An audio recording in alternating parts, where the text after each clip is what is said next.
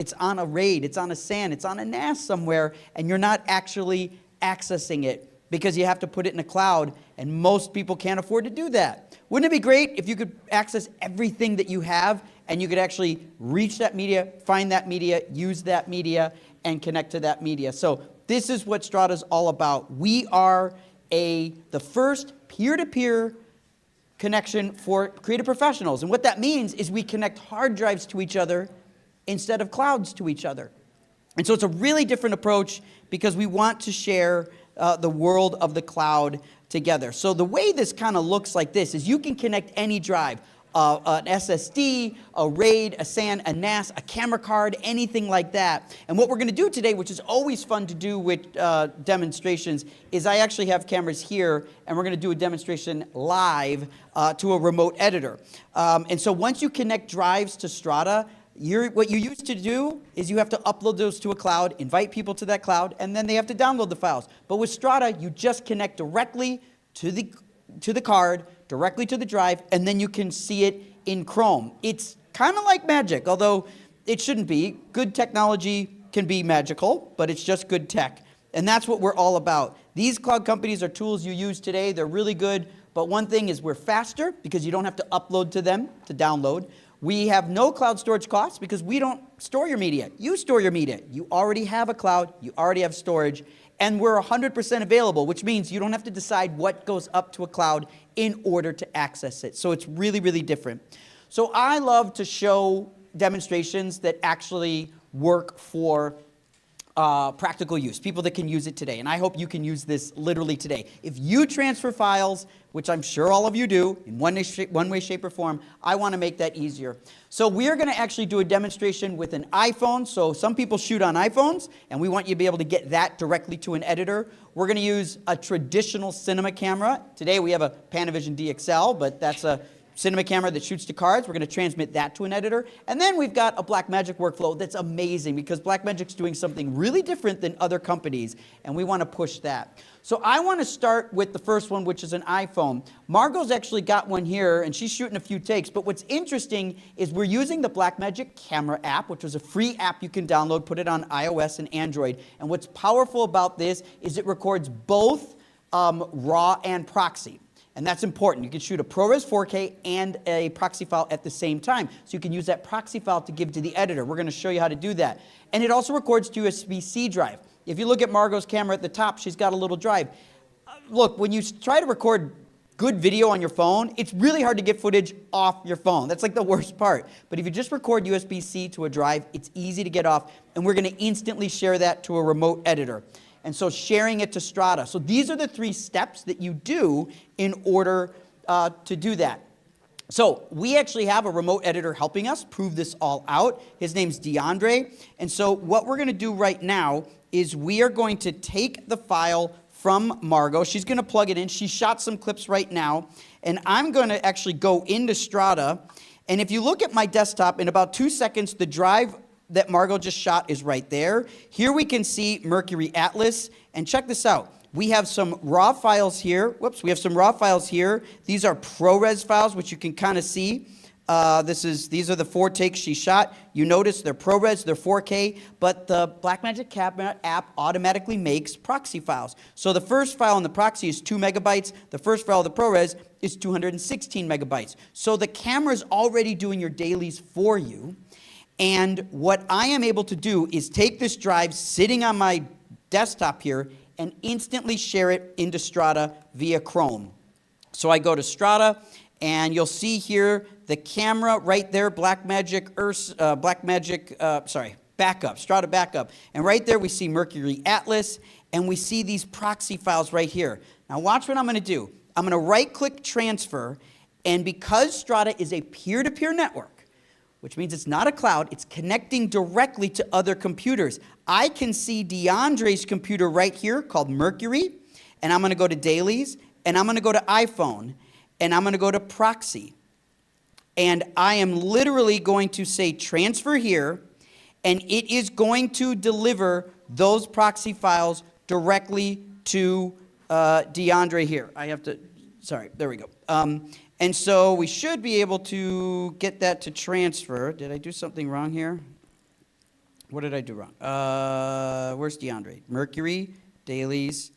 It might be, I might have to do this. I have to go here. I'm going to select the proxies, transfer, yeah, Mercury, dailies, iPhone, proxy, transfer.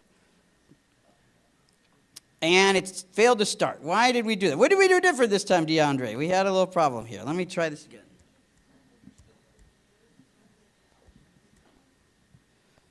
Transferring to DeAndre's hard drive, Mercury, dailies, iPhone, proxy, right there. So let's see here. It doesn't. I'm going to try one more thing. I know, I'm sure you're online. Let's just restart our agents, DeAndre. Just restart your agent. We're going to try that. It happens here. I'm just going to just do a restart of the agent. Let me know when you're good, DeAndre, with your restart. This is DeAndre's computer right here, so he is also tuned in. Were you able to restart the agent, DeAndre? Great. Okay. Let's try it one more time. We're restarting our connection to each other. Mercury dailies, iPhone, proxy, transfer. There it goes. And so now what we're going to do is switch to DeAndre's hard drive. What you're seeing live on Zoom is DeAndre's computer in Zoom, and he's actually getting the files transferred to him. So this is tricky here, but you're actually seeing DeAndre's computer, and we delivered the files to his hard drive. So if you grab those, DeAndre, we can see your screen. There's DeAndre, and he's got the files. He can drag them into Premiere. So we pushed proxy files from the camera card, and you can see right there, he's already got the files. I know that was Jackie being shot right there. So there you are right there, because he's got the files, and he's been delivered the proxy file. So it's like delivering right to the editor that well. So this is, and if you dragged all of them in the timeline, you can see he can make a little playlist, and he can put them all in the timeline. So he's got all the files already delivered to him, and as we shoot, we can deliver more and more to him if that were the process. So that was a transfer of that. Now, I just want to look at the workflow real quick.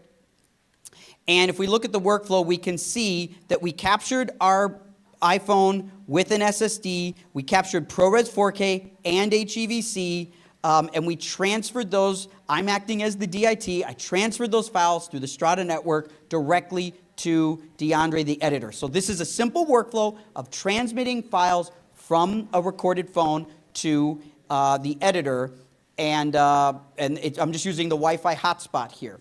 Now, if we wanted to use a cinema camera, it gets a little bit different here, because cinema cameras, some of them are able to shoot with proxy media. And I'm always recommending, if you're going to pick a cinema camera, pick one that shoots proxy files at the same time if you're shooting traditional media. So Margot can start shooting with the DXL. The DXL, you may not have a DXL, but that's okay.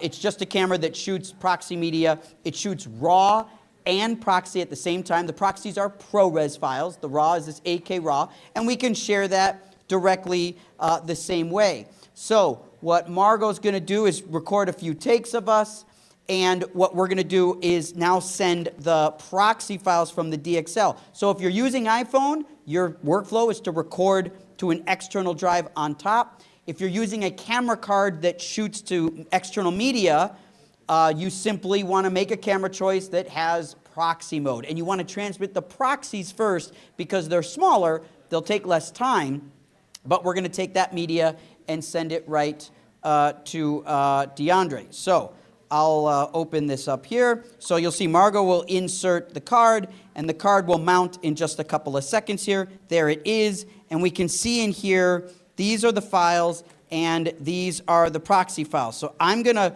for simplicity, I'm going to pull the proxy files out to make them more visible here.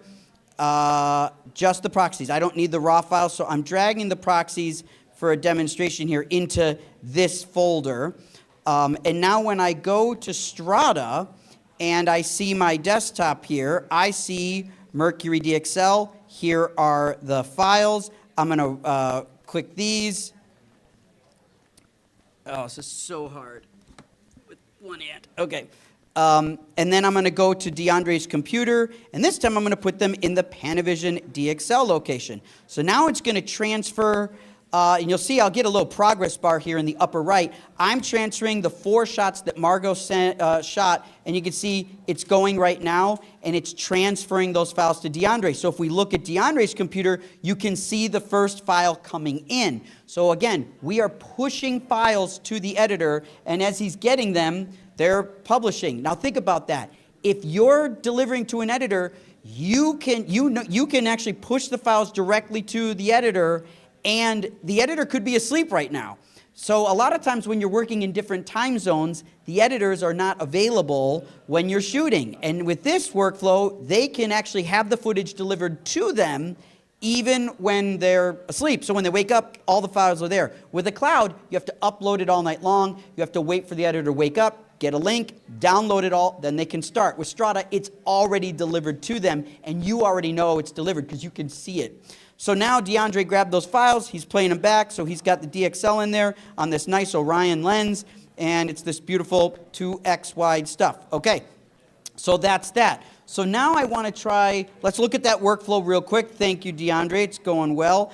This workflow, a little different. We have that raw recorder with the proxy, which is ProRes, that goes to a cart. That cart is shared over Strata, the Strata network, and then we go to the editor. So this is really, really good. This is working really well. So the last thing we want to do is a little different workflow, and I mentioned that Blackmagic's doing something really cool. What I like about Blackmagic is the Blackmagic camera has a technology that's a little different. They shoot proxy files, which is good, but they have something called SMB. SMB stands for Service Message Block. That doesn't matter, you don't have to know that, but what's cool about SMB is that you can actually connect to the camera wirelessly while the media is still in the camera. So you don't have to download the camera. Every other camera you've worked with, you have to wait for the card to download it to look at the media and move it. But with Blackmagic, you can use SMB and you can skip that step. So check it out. If I look at my desktop here, when I look at this and I hit Apple K, which I can't do with this hand, oh boy, I can look right here. This is my Blackmagic drive. So this is the files, and Margot's shooting takes inside. So shoot a take of Dana Kinski here in the front row, and we'll get her actually waving because we can see she's over here somewhere. There she is, and we know we're rolling a take right there. Now watch how fast this happens here. If I go into Strata, this is so fast. If I go into Strata, I can see the Blackmagic camera is mounted here, and here is the shot of Miss Kinski looking at us right there. So we're able to get that. Now look, this is really powerful because the media is still in the camera. We're actually playing it off the camera. We're actually playing back off the camera while the camera can be rolling, and the best part is I can go into this plus button and I can invite the editor, DeAndre. So DeAndre's invited to this drive. So what's different about this workflow is we've invited DeAndre to this. So if we look at his directory, let's see, DeAndre, do you see the Ursa clips? He gets an email invitation, and now when he goes to the MM1 drive or the proxy, he could, yeah, there you go. He sees the files right there. So if you grab those 3 proxies and he hits transfer, oh no, wait, you already, yeah, he's going to transfer them, sorry. DeAndre can see them in the camera. So when he hits transfer, go ahead, DeAndre, you can right-click transfer those, and he transfers them to his drive. So he's going to go to his drive, dailies, and Ursa. He's actually pulling files off the camera. See, I'm not downloading them first. I don't have a copy. They're still in the camera. What he's doing is actually pulling them from the camera, and the camera can be rolling while this happens. But the power of this workflow is transmitting directly. So now he's got the takes, and he did that. So think about that. An editor could actually, if you're shooting with a Blackmagic Ursa, an editor can grab files directly, go ahead, bring them into Premiere. He can actually pull, he or she can pull the clips directly from the camera, every take, every shot, every setup, every scene, whatever you wanted, and then they can pull that right in. And when they pull that right in, they can bring it into their editor, can work with any editing system, and drag those clips directly in. So with this workflow, you've activated the editor and the production at the same time, and those people can now communicate in a way they've never done before, and there is no cloud. Nobody's uploading, no one's paying for storage, nothing's stored with Jeff Bezos and AWS, it's not happening. We are establishing a peer-to-peer connection, so when we do that right-click transfer, that's literally transferring from one hard drive to the other. In this case, the camera's hard drive to DeAndre. Think about that. DeAndre, the editor, is literally tapping into the hard drive of the camera, and it just thinks it's a computer. And a camera is a computer with a lens. That's all it is. So DeAndre is able to pull that out. So he just made a playlist of all the shots that we have today. Let's say we wanted to look at this, do an output. So if DeAndre does an export, so imagine the editor got these files, and now we want to see a cut. Well, he can set up to do an export through Premiere Pro. It'll use Adobe Media Encoder. He's going to do an output, but remember, Strata doesn't have a cloud, so how are we going to get the output? We're going to get the output in Strata the same way DeAndre got the files from us. We can look at DeAndre's computer. So watch how fast he renders this. If I go to my computer, my Strata, I can see in DeAndre's computer, Mercury, there's a folder called Outputs, and the Outputs is going to show us the file that he's transcoding right now. So let's see, it's rendering, it's done. He just exported, and that quickly I should be able to see the result of his edit. And there it is. So now I don't even have to download it because of the way Strata works. I can now play back his edit. There's DeAndre's cut. I'll mute this because there's audio. And you can see these are the shots he put together with a slate, and we're playing this off of DeAndre's computer while he can remain editing. So an editor doesn't have to output, figure out where to go, who to export it, who to upload, who's invited, who's cloud, right? You don't have to do that. You just put it on a directory that you're invited to. In this case, it's invited to outputs. So DeAndre just rendered this to his outputs folder, which I've been invited to. So I can scrub around, look at, I can click at the very beginning, I can click at the very end, I can click in the middle.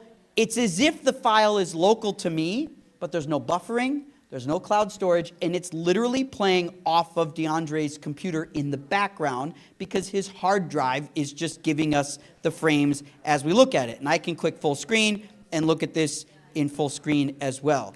So this is a lot of things that happened all at once here, and I do want to thank DeAndre for helping us out here. Please give a round for DeAndre for making this happen. Thank you, DeAndre.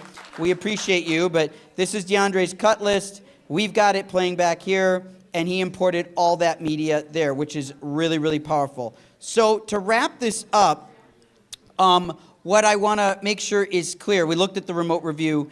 Remote review is really powerful because, yes, we can do this with from an editor's drive to my computer, so we did that. But what's coming in about 4 weeks, which is really exciting, is we are adding an iOS and Android app. So you will be able to connect to hundreds of terabytes of footage at home on your phone, so you can view anything that's on your hard drive, not just in your house, but in anyone in your network that you're invited to. So if you're working with filmmakers, and some people this is the sound designer, this is the colorist, this is the marketing person, this is the sound effects, this is the composer, right? All those people have files that are related to your workflow. Photographers, BTS, all that stuff.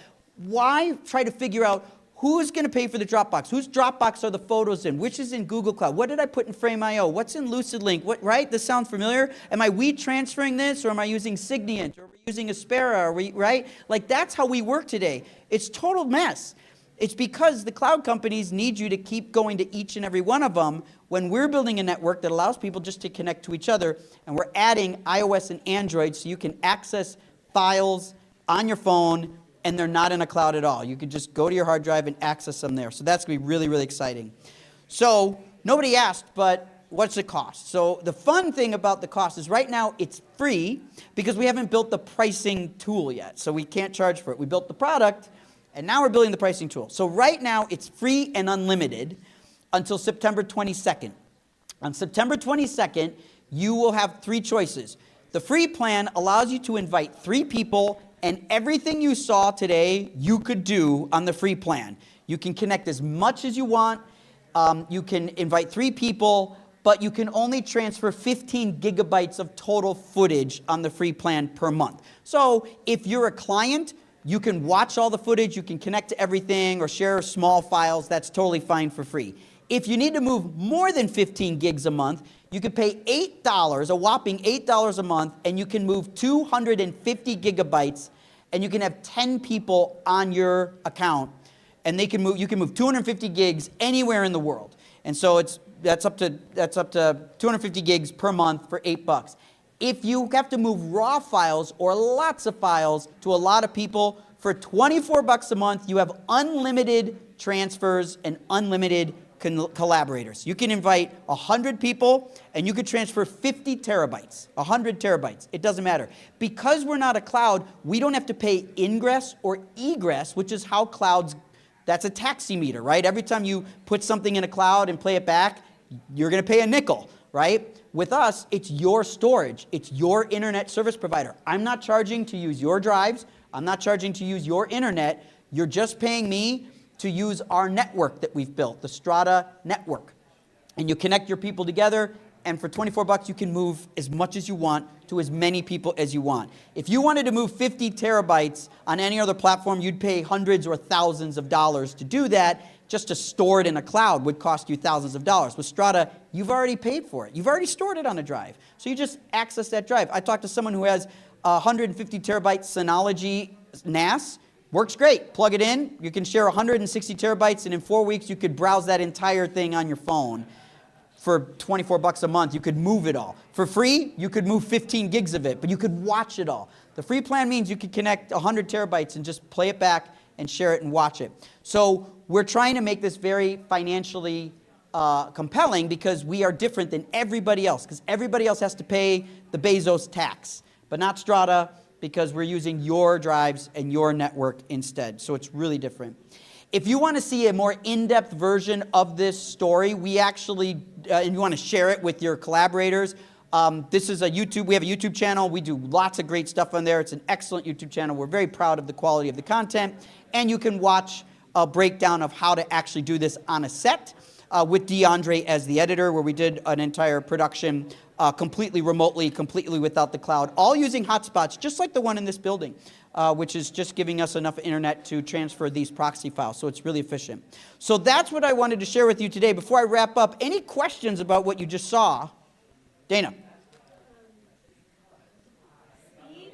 Yeah. Up and down? Yep.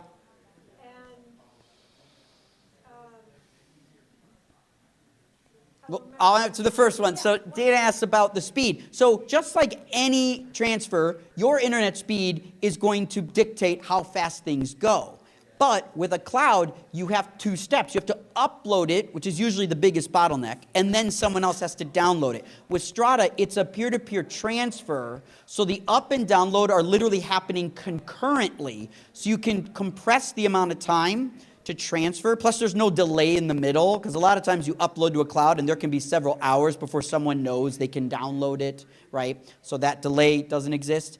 But if your upload is really slow, that's going to be slow no matter what. So if you have 10 megabits of upload speed and 1,000 megabits of download, it's going to transfer at 10 megabits, right?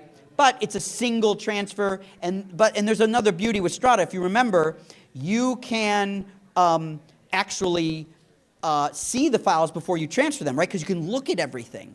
And so you could decide which files you need to transfer first, which are a priority, and prioritize those first, and be like, oh, I don't need all this B-roll. I need the interview. So I'm going to take my time to select the interview and transfer that first.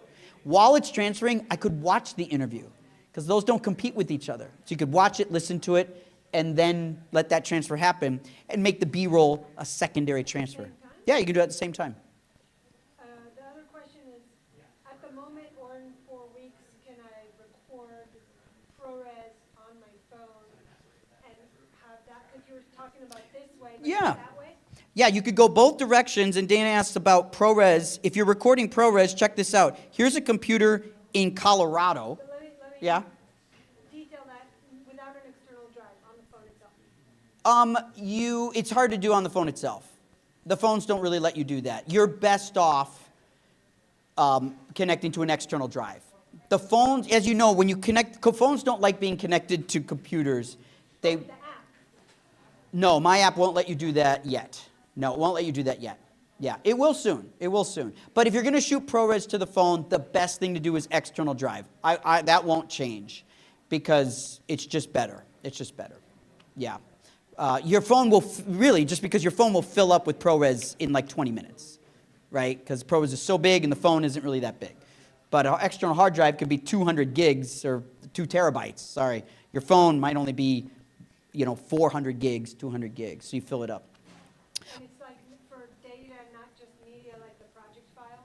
You can do any file type, including if I go to this, look at this. If I go to this is the movie National Treasure, which everybody loves. It's 150 gigs. It's a 2-hour movie. This is in Colorado. If I click right here, I can load up this 2-hour movie. This is ProRes. And if I hit play, I'll turn the sound off. I'm playing back this movie that's 2 hours long from Colorado without uploading to a cloud. If I go to the very end and click at the end, we're at the end credits. If I go in the middle, we're in Act 2, right? If I go to the beginning, we're in the beginning. So this is a 2-hour movie that's ProRes, and I didn't have to make a proxy to see it. I didn't have to upload it to see it. I'm playing back ProRes, and I could play this back on an airplane, and I really mean that. You could play back ProRes 4K on an airplane through Strata from a drive on your desk at home. Without internet on the plane? No, the plane requires internet, but plane internet is like the worst. Right. And this would work, and it does work on even limited bandwidth. Yeah, yeah. What's the minimum speed I need? Minimum speed would be 3 to 5 megabits per second. And that's usually what you can get here or there. Down. Down. Yeah. Yeah. And up would be the same, 3 to 5 up. That's the minimum. But most people can get that. Another question? Yeah. Security, privacy. Yeah. Can you see everything on DeAndre's drive, or can he say only see this folder? Right. So DeAndre and I, basically you simply invite people to where you want them to see. So I can go to the Colorado desktop and I could go into just this folder called ProRes 4K, and I could invite DeAndre just to this drive. So where you invite people, you invite them to the folder depth that you want. And just like Google Drive, if you invite someone at the top, they can see folders beneath that. But if you invite someone deeper, they can only see the depth they've been invited to. So it works just like Google Drive.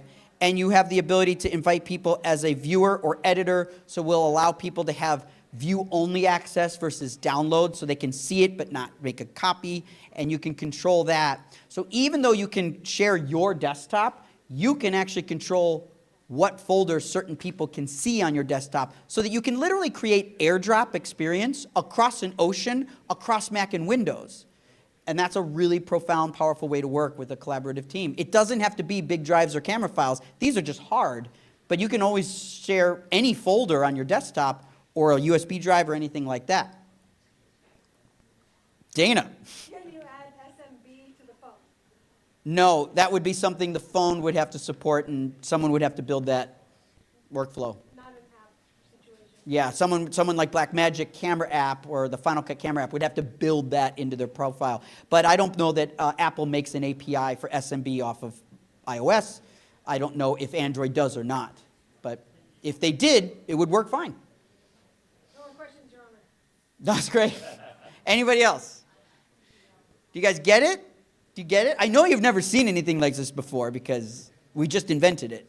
And we filed about a 110-page patent on it. So it hasn't been done before. But what we want people to realize is that we're really literally trying to build a billion-dollar business that is trying to take on Dropbox and Google Drive and Frame.io and Signiant and Aspera and WeTransfer, because we believe those products are just not built for video professionals to efficiently move and collaborate. They're all hodgepodges, and you have to use one app just to communicate, like Slack or WhatsApp or WeChat or text message. You have to have a different app just to collaborate with comments, like Frame.io or something like that. You have to have a different app to transfer the files, like what WeTransfer or Dropbox. These are all disparate products, and it just makes so much sense to me that they should just be one product. That's hard to build. It's easy to say, make one product. Okay. But I invested my own money for the last 2 years. We built a team of people, and we're putting up together something that is totally remarkable, totally different, totally new, totally different, and it's really cheap right now. We have 5,000 people since April sign up for the app. We get about 40 or 50 people every day sign up for the app. And if we're successful, the prices are going to go up. So we want to reward early adopters by allowing you to be grandfathered in to our pricing plan. So we always want to encourage people that are interested in collaborating with a peer-to-peer network to get in early, because you can lock in prices to, in September 22nd. But if you sign up today, you'll get locked in. And that way, if prices go up, because we hope to be successful, you won't have to pay more. You can get away with this because you're an early adopter. We want to reward you. Yeah, Joe. Can a person that has view only, can they make comments on the video clips? Right. So one thing that's coming, which is really exciting, is we are going to be adding commenting experience by Christmas time. So you will be able to do that, which is great when you think about it, because an editor like DeAndre can output a file. I can see it, make comments right there. He doesn't have to waste time uploading, no cost, nothing. So the comments will be part of the free plan. So anyone on the free plan can watch, and there's no download required to make a comment. You just see it where it is.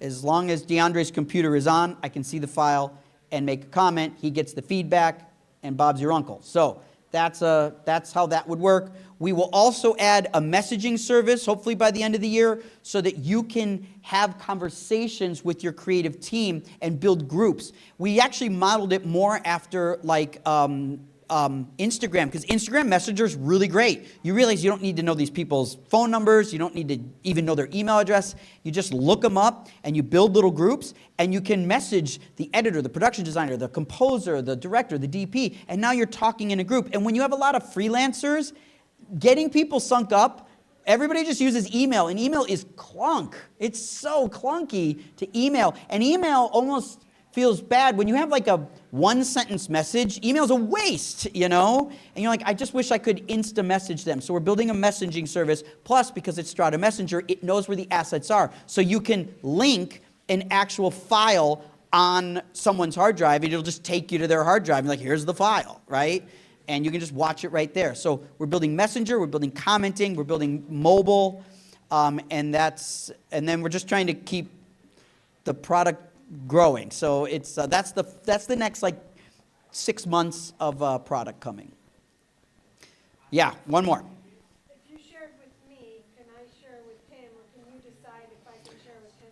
Right, the question is who can share with who? If I give you, just like Google Drive, if I gave you permission to be an editor, just like Google Drive, they can reshare. That's the permissions level. If they're just a viewer, no.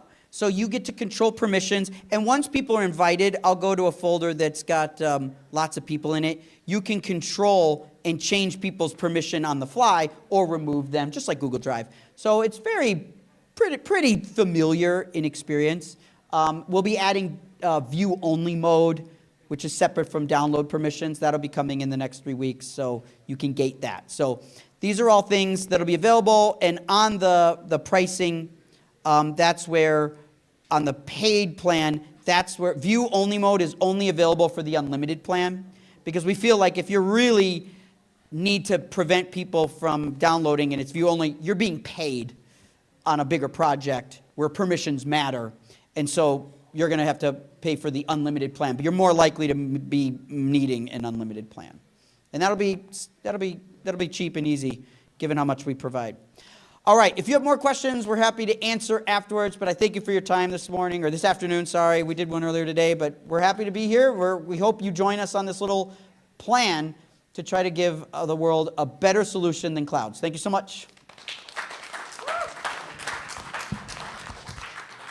Thank you, DeAndre. Appreciate you a lot. You did great. And yeah, thank you so much, DeAndre. Really appreciate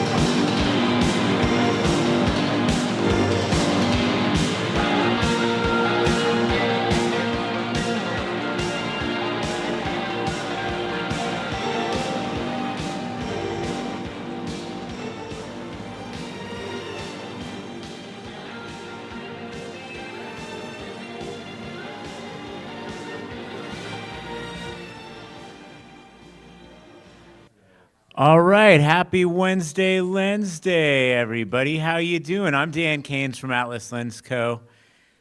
How is everybody? Was it hard to find parking? Was it hard to get in here? Well, you are the chosen few that fought through the parking situation just to make it down here and get some, yeah, that was crazy, right? Let's throw a little illumination on the subject today, shall we? So, I'm Dan, I'm from Atlas Lens Co., but it's not about me. What it is about you folks and about the future of storytelling. I think the reason we're all here is that we love movies, am I right? Oh, yeah. Just name some of your favorite films, just shout them out, all over each other. Birds. That's a freaky one. Those birds are freaky, man. Yojimbo, nice. Seventh Seal, let's go. How about you guys? What are your favorite movies? This is a good question, right? No, we're not. No, we don't have to be esoteric. Like, favorite movie of the last year? I mean, last 5 years. How about that? Sinners. Goated. Tron. The new Tron or the OG Tron? OG Tron is fire. Absolutely. 1982 Tron. Take me there. The Substance, my guy. I watched that on an airplane, and I've never been so afraid on an airplane in my life. Am I right? One of my favorites of the last 5 years was Nope, personally. I thought Nope is underrated, needs to be celebrated a little more. That was pretty cool and crazy and pop. It was a pop movie, but it was awesome. Cool. Well, I think we're all here because we like movies. We like visual storytelling. And I already told this story once before, but, you know, I'm a dad, so I often say things and nobody listens. So, you know, who here has heard of the Lascaux Caves? All right, you know, because I told you you were listening. My lost son, my long-lost son, guys. Lascaux Caves are these caves in France, and you go into these caves, and there's pictographs on the walls, and all of the pictographs show bison, wolves, human-like figures, but all of them have 4 arms and 4 legs, and for the longest time, people thought, oh, these cave people must have been tripping on mushrooms, because these are not normal pictures. We can't really tell what's happening here. But it wasn't until one day when an anthropologist walked into the cave with a torch that was on fire, and as the torch flickered against the cave wall, those pictographs animated back and forth, and you could say that motion pictures have been with us for a very long time, much longer than we might think. And I believe that motion pictures will be with us for a very long time, because motion pictures are something that brings us all together as human beings, as people. No matter how divided or how different we might think we are, storytelling is something that can captivate all of us and bring us together and make the world a better place. And that's something I believe in, and I believe that's something you believe in. So let's do it. And what makes better stories, besides better people and people that are really driven to succeed, like all of these people and like all of you driven to succeed, finding parking in Hollywood on a Wednesday evening? Thank you for doing that. Technology is a good tool for helping make better stories. So, you know, we are empowered by some really incredible tools, namely Atlas anamorphic lenses. Have any of you used an Atlas anamorphic lens before? All right, shout out. If you've used an Atlas anamorphic lens, raise your hand. And who has not used an Atlas anamorphic lens? Don't worry, I won't make fun of you. Great opportunity. Today can be your first time trying it, and we will help you. And who here has shot over 500 frames a second before? All right, shout out. The rare few in the high-speed world. I know all of you have gone well over. Some of you go as high speed as you possibly can. Over 2,000 frames a second. I know you guys. You'll find out from them shortly. But my key point here is if you've never shot 1,000 frames a second before, you have a chance to do it today. So you're going to get a chance to try hands-on and then also look at the footage from 1,000 frames a second, 4K, raw shooting, high dynamic range camera technology with Atlas anamorphic lenses on it. Does that sound pretty cool? I'm pretty stoked.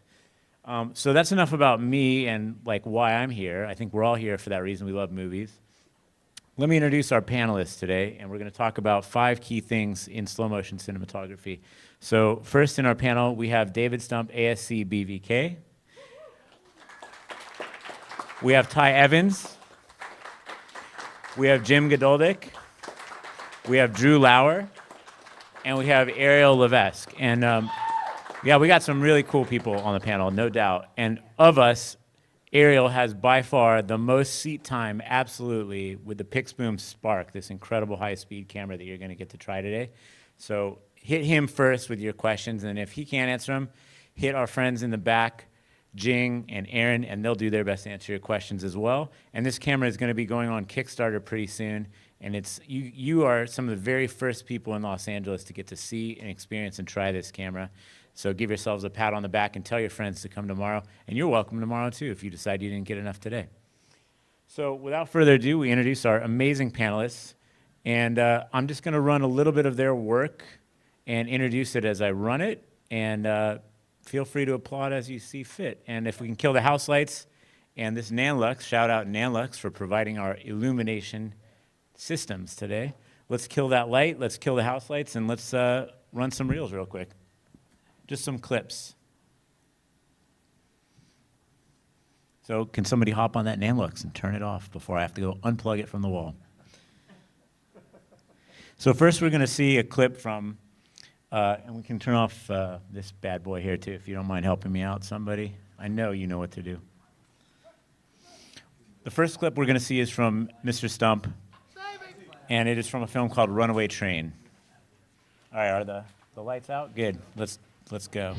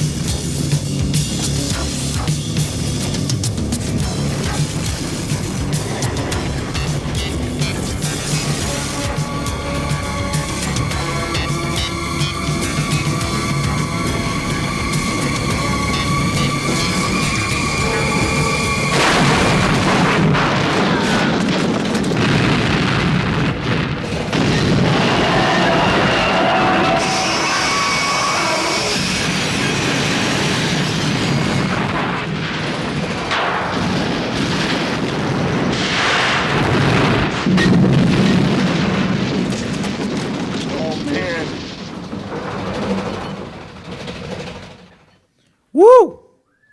So we don't have to turn on the house lights because we're going to get into another clip in a second, but I just want to say there's a famous quote that says, the best technology and the best technique is indistinguishable from magic. And in movies, we are specialists in making magic. And I dare you to tell us which shots from that were visual effect shots, because to me, that is magic. And when I watched that, I felt something in my heart and in my mind, and my eyes sold me exactly what I saw. And some of those shots are real trains, and some of those shots are not real trains. And we can ask Mr. Stump afterwards to tell us more about that. But for me, that's magic, and that's storytelling. Let's get into that next clip.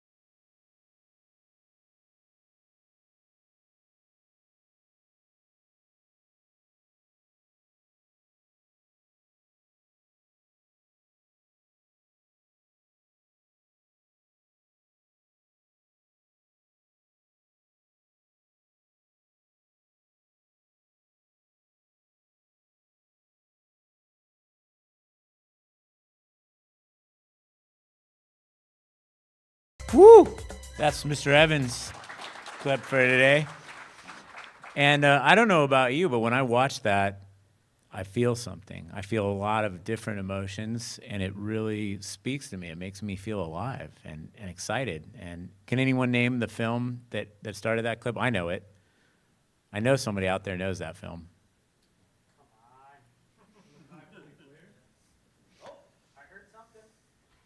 Say it louder. Close. Pretty Sweet. No, I'm wrong too. Oh, he was right? Okay, I'm off. You got me.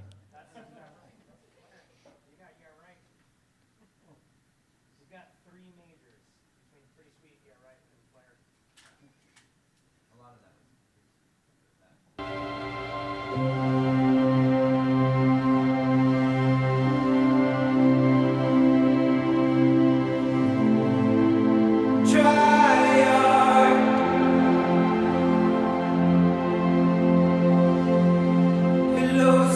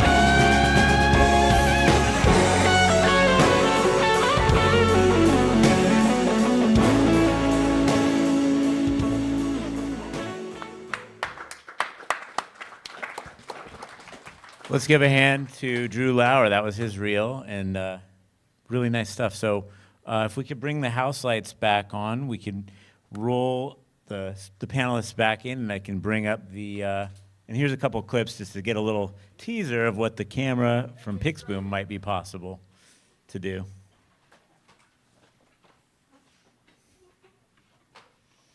I think I just like the house lights, but yeah, that's fine. You could do the backlight, that's fine.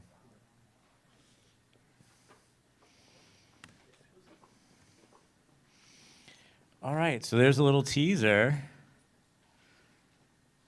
of what is possible in the world of high-speed cinematography. What do y'all think? Are you inspired? Do you want to make some slow motion stuff yourself? All right, let's go. So we're going to talk about 5 key points, and we're going to try to keep this panel light, tight, and out of sight. We got 5 key points. The first one is, why shoot high speed? I mean, one reason I know right after watching those is it makes me feel something. But I'd love to hear from you gentlemen briefly. You know, why would you choose to shoot high speed, and what frame rates would you choose, you know, for what purpose maybe, in brief? Well, after this morning's panel, I decided I'd show Runaway Train because there's a specific reason why you choose high speed when you're shooting miniatures. A number of those trains that you saw in the Runaway Train clip were 8th scale miniatures.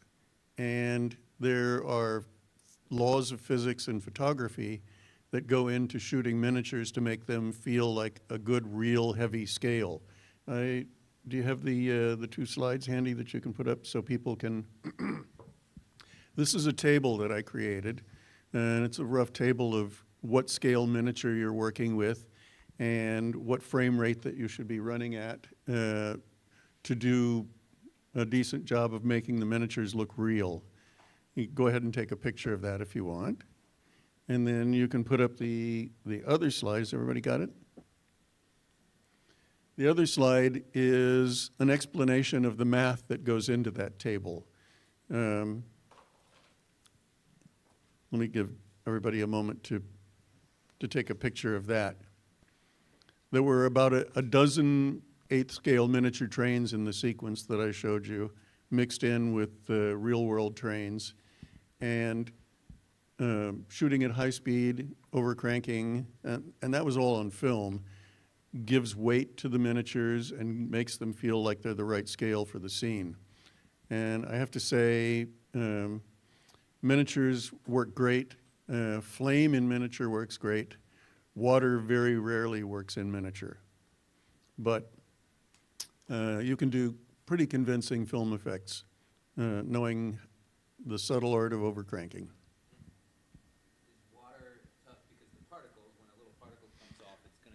Yeah, the viscosity of water is the viscosity that it is. Actually, gravity, you know, you can work with water up to a point. I've done a number of water shoots that there's a little trick that you can do if you can afford to do it. You go out and you get non-sudsing detergent for dishwashers, because dishwasher soap is low suds. It doesn't create bubbles. And if you have to do a swimming pool, it's going to take 55 gallons of it. But it will lower the viscosity of water, and it decreases the size of drops pretty significantly. So you can kind of get away with shooting water in miniature. That takes me back to Mr. Wizard. Anybody ever see the show Mr. Wizard? That was the best TV show because it was all about science. But usually water only works at a scale of 1 to 1, and even then it's marginal. I think I showed you the spot. I did a spot a couple of years ago where I flooded a house, the entire exterior of a house, in real scale with 250,000 gallons of water. And when the commercial aired and the making of went up onto YouTube, I can't tell you how many comments we got saying, it's all fake, it's all CG. You can't do that in advertising. It has to be real. Yes. Yes, so it had to be real water, and it was real water. Nice. How about you, Ty? I was gonna reference the Land of the Lost, the intro, right? Because of the water, right? Yeah. That's what I started thinking about when you said that. Like, yeah, I guess that's what made that intro kind of feel so fake, right? It probably was. Yeah. Because water never works in miniature scale. Mm. And in fact, even if you do what we call a maxiture, which is you build something larger than real scale, water still doesn't work. Because now it's still off, yeah. Hey, how you guys doing? I'm Ty. Thanks for coming out. How you guys feeling? What was the question? Why high speed and frame rate choices, right? Yeah, exactly. Exactly. Uh-oh. Someone needs to We move have their a car. we have a red Tesla Model something, plate 9 SEB 145. If you are in a red Tesla, plate number 9 SEB 145, we are going to need you to move that thing or summon it. Get it out of here. Sorry. Oopsie doodle. You know, I think when I mentioned this earlier, I think all of us have dynamically different paths in filmmaking and dynamically different reasoning and answers to some of these questions, right? You mentioned it earlier, Dan, a feeling, right? I've definitely had a career of trying to combine music with visuals and how does it make you feel, and the power of something so epic looking in slow-mo with powerful music, I think is a amazing combination. So for me, it's definitely something visual. It's art. It's something that makes me feel a certain way. And yeah, I love it. I mean, at the end of the day, it just looks awesome. It looks cool, and I love it. You know, it's like everything looks cool in slow-mo. Couldn't agree more. I think because Ty and I have a similar background of coming from skateboarding, and there's a little bit of something being synonymous with, you know, speed ramping tricks, because a lot of things that happen in skateboarding happen really fast. So, you know, a lot of it that we use for feature film of like suspending disbelief and holding moments, it's the same thing. I think those of us that came up through skateboarding is, as we've seen the progression of skateboarding tricks and skateboarding filmmaking, we've seen a lot of things come into play with high-speed cinematography really playing into kind of letting, I guess, people that are not in skateboarding see just how technical, how difficult, and how kind of beautiful skateboarding is. It's, you know, it's literally like, you know, it's a choreography between the skater and their board.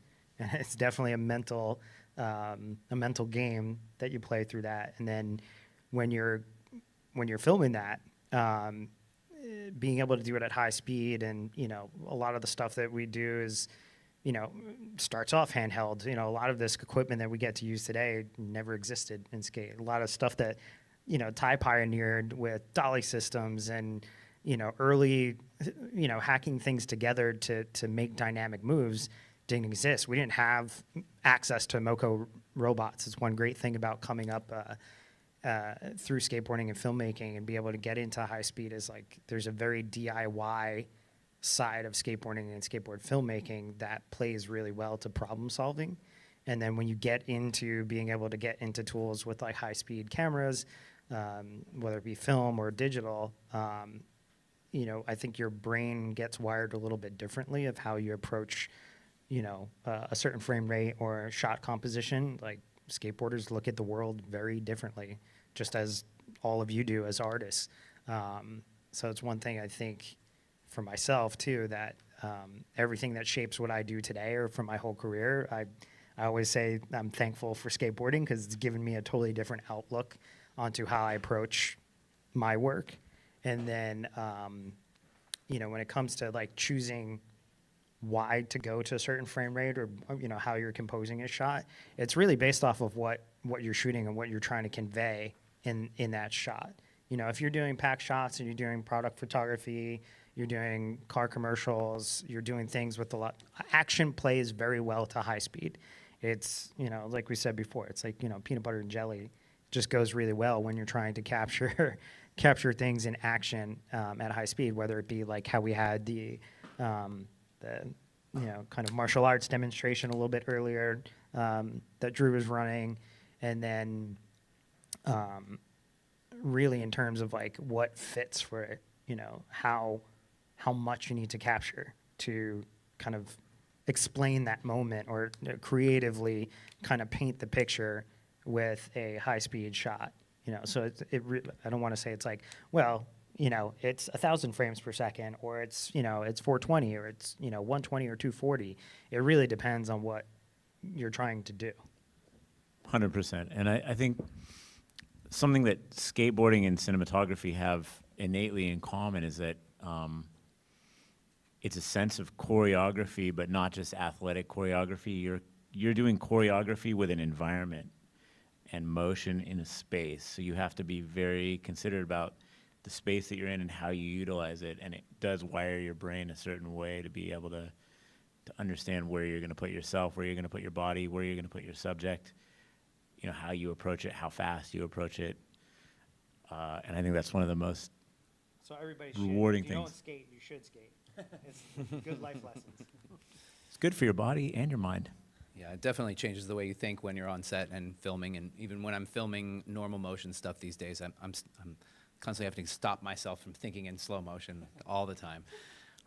But for me, it was always from the very beginning. It was I wanted to be an artist, and I wanted to make art and visual art, pictures, and I always wanted to use the most advanced, most expensive toys that I could possibly get my hands on.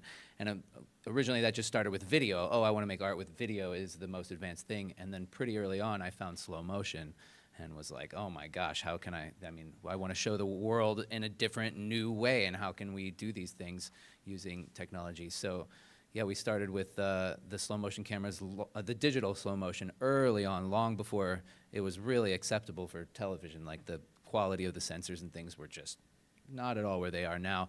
But hey, you want to see something blow up at 1,000 frames per second, this is where the technology was at. As far as frame rate choices go, 1,000 frames per second is common because that's the max of the cameras these days at 4K. And that frame rate is really great for most, between 500 and 1,000 frames per second is going to be great for animals, most liquids and waters, and humans doing things, whether it's a music video or fire and things like that, is all going to be great. 768 frames per second, write that down. That's my favorite frame rate because it's a perfect multiple of 24. It's 24 times 2 times 2 times 2 times 2. 240 it'll be fine, but it's not a perfect multiple of 24, for example. Above 1,000 frames per second, if you're working with guns and bullets and actually have to catch those, minimum 20,000 frames per second. But even then, the bullet's going to still go through, done. So can we get to 40,000 frames per second and cut that in half? That's where you get at that point. And I guess the highest frame rate I've ever shot, would you say 200,000 for you? That aired on TV? No, that was definitely more R&D. Oh, so no, yeah, I did the R&D all, but then we decided on 180,000 to film a lightning bolt. We were at Mississippi State University, where they have a 3-story Tesla coil inside, and they test lightning all day long. And so we were doing one of these science shows, and we filmed it at 180,000 frames per second, which is teeny tiny resolution. The only reason we didn't go higher was because the resolution was just too small for us. So we're like, okay, 180. And we So it filmed. was like Atari? What? It was like Atari graphics? Oh, it was so like small. I don't remember. The It lightning was like this? Well below standard definition, yeah. But we could see it, and it was a science shot. And it was a science show about this stuff, so it's fine. So we film it, and the thing goes zap. And of course, to get the exposure, we're closing down as much as possible, darker, so that when the lightning bolt comes, we can see the most detail and stuff like that. So we shoot it. It zaps. I hit the trigger, and we now have a clip that is 2 days long, that is all black, except for somewhere in there, there's gonna be this lightning bolt coming down. And I knew I had it, but I couldn't find it on the day. I couldn't scrub through the whole thing. We shot it multiple times. I was like, it's in there somewhere. And actually on the airplane ride home, I was frame by framing the whole thing, like where? And I eventually found, like right in the middle, it was 7 frames of this lightning bolt growing and hitting, and then about 20 frames of it dissipating. How long did it take you to find it? I didn't find it on the plane. No, I found it. I did not find it on the plane. I came home the next day and just kept on looking. So yeah, another day or so. Yeah, I was a little stressed. Yeah. I was like, I know it's got to be in there. Yeah. They need like a search by luminance function It was- in the yeah, timeline. It was pretty stressful, but we got it in the end. Yeah. Yeah. It is a great story, yeah. We're not shooting 180,000 No. with this. Not yet. Yet? No, exactly, not yet. Why high speed and frame rate choices? Why high speed? I mean, high speed, it's just mesmerizing. It's just like everything looks, there's something about seeing stuff that you can't usually see. And I mean, we'll shoot sometimes for hyper reality. There's a lot of, reason to shoot stuff and to show stuff. But like for me, I love to be able to make content that you don't usually see out there in the world. So it gives you something, like I was saying earlier, it's like high resolution in time. So you're stopping time. You're seeing things that micro motion, things that you don't know are happening actually, which is really, and it just looks badass always. I mean, that's Well, a it's great always- point. It's the magic that's all around us that we don't always get to perceive. And so we get to open a door beyond the doors of perception that we normally experience into an extra special world. And frame rates, well, when you start playing with slow motion, you first, you try to go as fast as you can. You want as much as possible, but then you realize there's a lot of stuff shot in slow motion that looks the same as normal motion, just slow. Like you shoot a car in slow motion, it looks like a car driving slow. There's a few things that you'll learn that are like, yeah, this is not really an opportunity for slow motion. Like there are things like a ball rolling, just looks like a ball rolling slowly. It doesn't, so you want those moments that the microphysics are happening, or there's like suspension, like if your car is burning rubber, then you'll see that smoke, like all those things. So that's what, and then that's where you want the high speed. And in terms of choosing, it's all about like what you're gonna, like how long you're gonna want your edit to be. So you think about your slowdown rate. If you have 5 seconds for a shot, you're shooting a 30-second commercial, if you go to, you can always ramp it up, but like that, you always ramp pretty much, but still you got to think about the final result, not what's happening right now.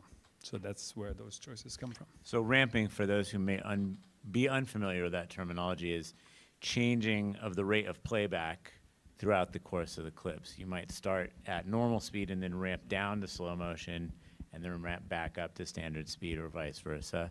And in that vein, I am going to change the pace at which we run this because I want to give all of you back the chance to try this stuff. I want to give you back the chance to get somewhere you have to go to. And so I'm going to speed run the next 3 points in one, where we're going to go with 3 very condensed topics. So like, I'm going to hit you with 3 questions, and I just want your cheat codes to these 3 things, or how you see them. They could be cheat codes to make your life easier. They could be your unique perspective on how to transform. But I want to hear the cheat codes from you on how to achieve these 3 things, and or sort of your key cheat code insights. And those 3 things are composition for high-speed cinematography, motion, like how do you move the camera, like with a robot arm? Are you on a skateboard following someone? Do you whip pan, or what are some tricks to move the camera, and tricks to move your subject that make it compelling or useful in storytelling technique? And then finally, what are some cheat codes or tricks and tips for lighting? And that's going to allow all of us to transport ourselves into the future, where we actually get to play with this thing and get you back the time you need. So we're going to go back to the future, 88 miles an hour. Let's hit it. You know the 3 questions. Give me your 3 cheat codes. Illumination, lots of it. You're gonna want a lot of light as much as possible. The faster you go, we talked about it earlier, the more light you need. For what was the previous one? Composition and motion for the camera. Yeah, motion also.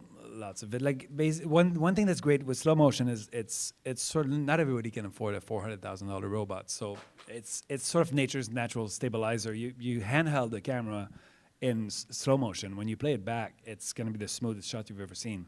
And like yank it as fast as you can. It's sort of like DIY motion control. It looks really good.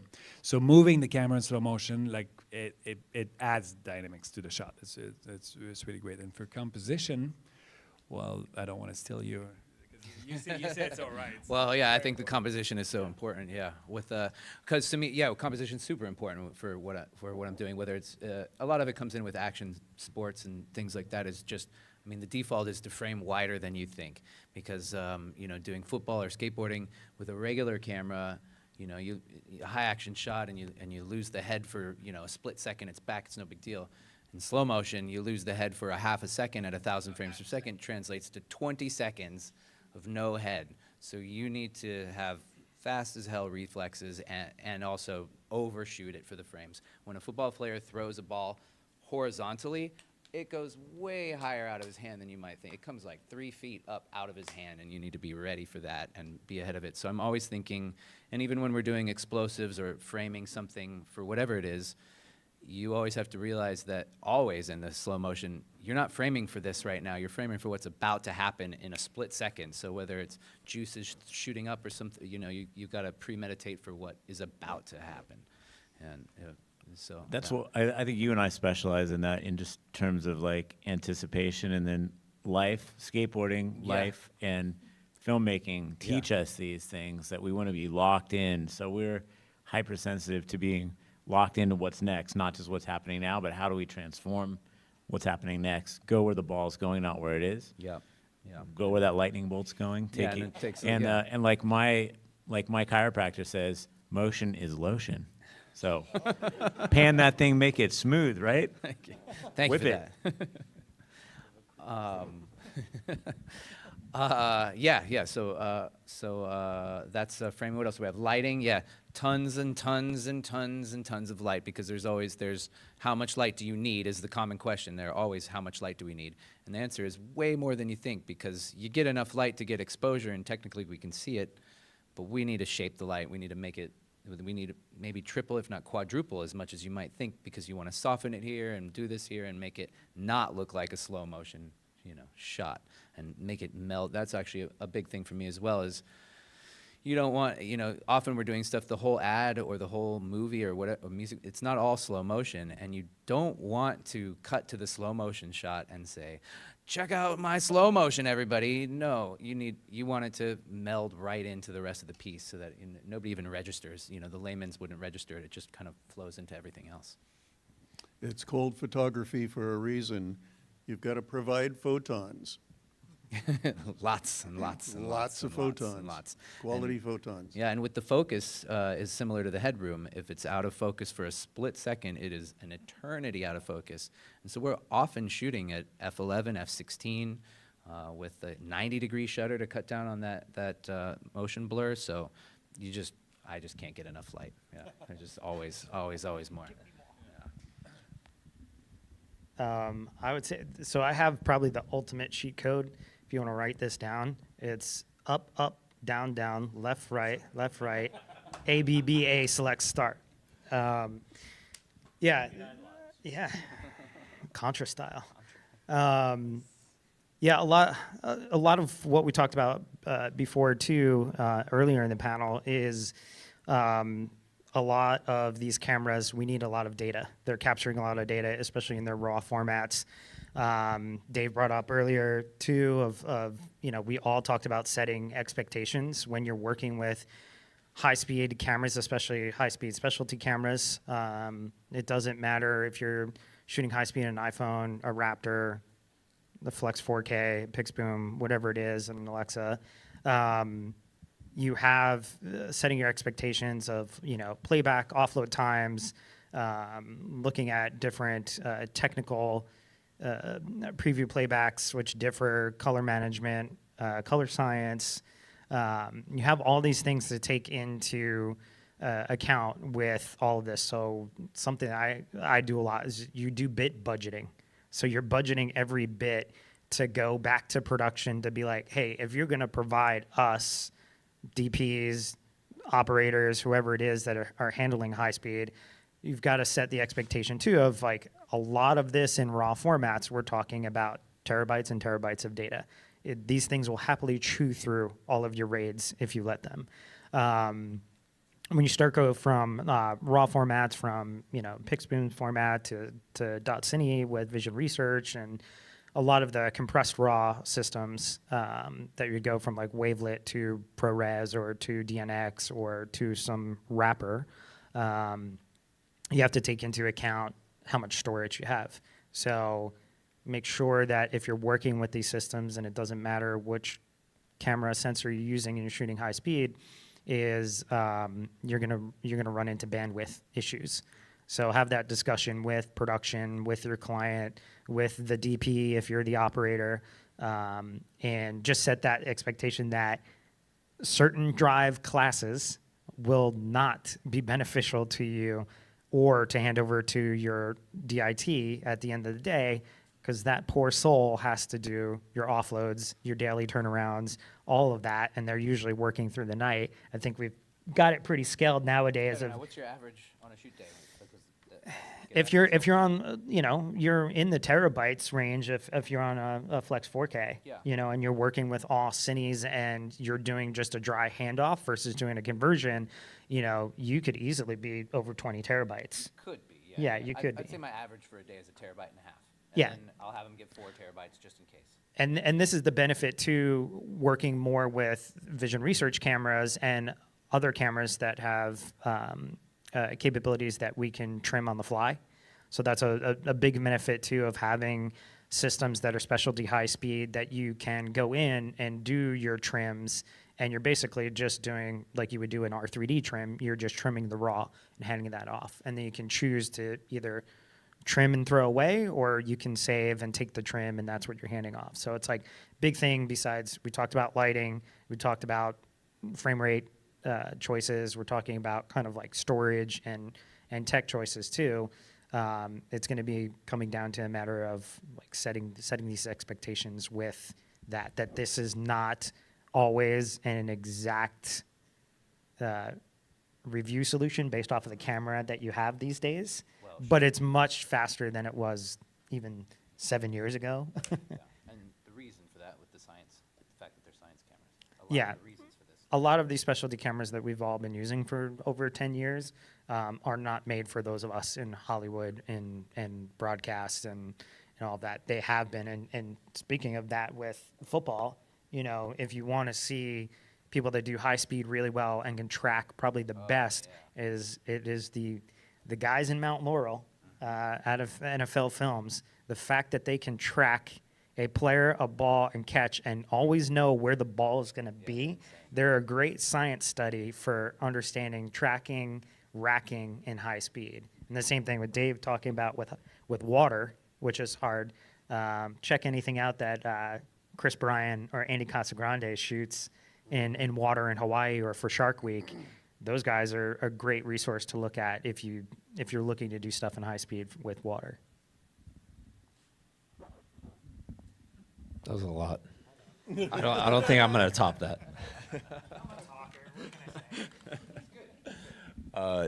Does that code work for Akari Warriors too? I don't know, man. I think that's a Konami game, so I think Yeah, I think it's the same code. We could try it. Contra and Akari Warriors. SNES. I do have one that's very basic, but a lot of the times you're going to want to bring your slow-mo footage back to real time. So super basic formula. You take your frame rate that you're shooting at, divided by your time base, which typically would be 24, times 100, and that would be that number that you want to put into your nonlinear editor to bring your clip back to real time. Super helpful. Usually I'll do that, and then I'll go in and then I'll do the speed ramps to bring it back into slow-mo instead of vice versa. So that's a good little tip that I usually do. One other thing I wanted to mention was we all started in various different slow-mo cameras, a lot of us in photosonics and film cameras back then, and then going to the Red Lake and going to all these other digital cameras. What these guys all have been talking about was they were for science. They were for filming missiles hit walls and everything else. They weren't for how we all use them. And the Flex 4K was one of the first ones that like had the typical button setup with white balance and shutter speed and everything else. And now we just got to know this camera today. It's refreshing seeing that there's a touch screen at the top that has all that stuff super easy, where before we used to have Ethernet connected to the computer and a computer station. That's what we were called phantom technicians, and we had to go through and do it all in the computer. So it's refreshing to see that these cameras with these frame rates are in the world that we're so used to. Yeah, they originally didn't even have, there was no buttons on the camera at all. Yeah, it's just Ethernet. I remember shooting on the Red Lake, and I had no viewfinder. I had a adapter for a Canon 7200, and I took a sticker and I made a scope. And I just looked, and I would just like look, no image, like, all right. And it was kind of cool. It was almost like getting film developed. Like, I hope I got the shot. I think the first time I ever met you, Andrew, I came into Able Cine and you said, wait, you're the DP and the Phantom Tech? And I indignantly said, yeah. But yeah, that's my cheat code. Heck yeah. I've got one really good cheat code, and that is one of the things that you really always like to see in high speed is flames and fire. But there are some real tricks to exposing flames and fire. I don't know how many times you've seen fire in a nighttime scene where the house explodes and the flames just get blown out and they have no color and no shape and no form in them at all.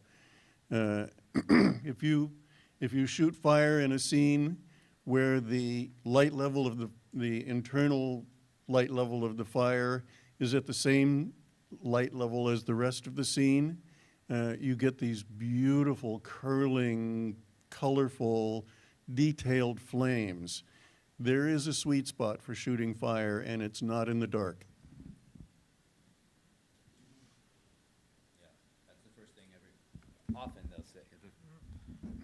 Often we'll be doing explosives and they'll say immediately, oh, so we have to shoot it at night because our eyes can see it better at night. But you gotta, usually you're not just filming the explosion. If it's only the explosive, like I did some that would then be luma keyed out and then put into a video game, fine. But more often than not, you want to also see the scene around you. Like, you don't want it just to be the explosion. If it's something inside a house set or out in the desert or wherever it is, you want to see the desert and you want to see the house.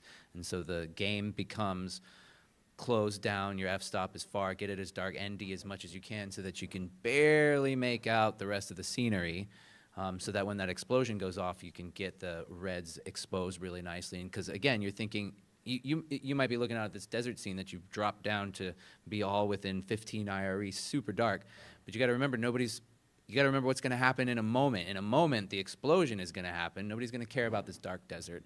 They're going to see the desert features. They're going to see a nice, beautiful exposure on the thing. And remember that the fire itself is going to light up. If it's a car exploding, the rest of the car pieces that are floating off and everything, the fire will light those up. So yeah, it's a game. It's a game to play when you're doing explosives. Yep. And so I just want to say, let's give Mr. David Stump, ASC BVK, a huge round of applause. We have to get him to his next appointment. But thank you so much. It's been an honor to have you. Epic. I have a prior commitment. Thank you. And what we're going to do now is take some questions. We're going to move. You are going to get the shot set up, and if one of the other gentlemen wants to direct the shot and you shoot it, and then we're going to bring you up, and if everybody wants to do Q&A questions, we'll move everybody up, and we'll get the DJ set up here so we can actually set up a shot. Does that work for everybody? Yeah. Sound good? All right. And in terms of quick cheat tips, just to add one more thing, we were talking about, like Jim sort of touched it in terms of workflow that drives the post and stuff, and we were talking about lighting too. One quick thing to remember, like when we shoot high speed, we're looking at a sort of a slow down ratio. Like we're shooting a certain frames per second to slow it down to, get like, if we shoot at 1,000 frames per second, it's about 40 times slow down and whatnot. And there's a pretty Come on up here. pretty good relationship between between that slowdown ratio and your workflow slow down as well. So that's something to remember. So your workflow, like the time it takes to dump everything, the time it takes to convert the stuff and to get to in post, like the ramping and stuff. So you're gonna slow down your shots, you're gonna slow down your workflow, and there's that inverse correlation with lighting where you're gonna ramp up your lighting. So if you So the exposure triangle, who knows what the exposure triangle is? No shade if you don't, but if you're down with the exposure triangle, raise your hand. All right, so I'll run it back real quick just to give it a review for those who already know. There are three major things that you have control over when you're exposing an image for motion picture, still photography. It doesn't matter. It's going to be the same three things. So the number one thing is your aperture. That's your pupil. It's just like in your eye. Your pupil will change size. If it's bright outside, your pupil is going to get smaller. If you're in the dark and you see someone that you like, your pupil is going to open up, and that's going to allow more photons in to your retina, so your brain is going to see more light. Same thing for the camera sensor or film substrate. It's going to get more light the bigger that aperture is. The second thing is exposure time. So chronologically, those photons are going to hit your retina or the film substrate or the sensor in minutely but directly proportional amounts of energy over time. So as more light gets in there, the buckets fill up with photons, and so you're going to get more exposure. And that's your shutter speed. So your shutter speed is the time that the shutter is closed to light, no light's getting in. And the exposure time is the amount of time that that's open. So if you have a 1 second exposure time, those buckets for the photons, no matter where they are in your brain, on film, or on a digital sensor, those are going to fill up with more photons and say, hey, there's more light here over time. We don't have quite the same kind of shutter speed in our brain as we do with a mechanical or electronic shutter in a camera, but there are analogous possibilities there. And then finally, the sensitivity of the substrate. So who knows what ISO or ASA is? That's how sensitive your film stock or your digital sensor is to those photons. So it might say, well, I see a few photons. That's a lot of light. Let's, that's more sensitive. So it's going to, okay, there's a picture there, or there's something there. There's photons. We're excited by that. And so that's your sensitivity level, your gain. If we think about it in sound terms or analog terms, gain is like amplification. So it's the way that the system is amplifying the amount of photons that are there to create a picture. So those three things are inextricably linked and connected. And if you make one darker with less actual photons, you're going to have to make one more sensitive. So if you have low photon count, you're going to need more sensitivity. If you have a long shutter duration, you're going to either want to close that aperture to slow down those photons, or use a lower film speed or digital sensitivity. So hopefully that makes sense. If it does, nod your head. If it doesn't, see me after class. So yeah, that's my run back on the exposure triangle, which is effectively very important when we're thinking about this. And where was I going with that? I think we want to take your questions. So if you have questions for me about Atlas lenses, I can answer those. Or if you have questions for Jim or Ty about filmmaking and their career, these folks are going to be setting up. And then in a moment, Ariel, who is probably the one with the most seat time with this camera that they're getting set up now, can take your direct questions about the Pixboom Spark. Yes, Dana. Can you talk about your experience, specific now and in the past, with like the jello effect, especially on skateboards or motorcycles? Jim's favorite subject. We're talking jello as in rolling shutter CMOS-based sensors. Yeah, the good thing that we're seeing is we're starting to see that go away. We run into less of it in high speed because we are shooting at such high frame rates, so you tend to see it less even in a rolling shutter or a CMOS-based sensor. Like even there is a Flex 4K that is a CMOS rolling shutter sensor. There's also a Flex 4K, which is the GS, which is a global shutter version. The difference between the two, other than some of the architecture and the sensors, is that the GS is about a stop less sensitive than the rolling shutter brother or sister.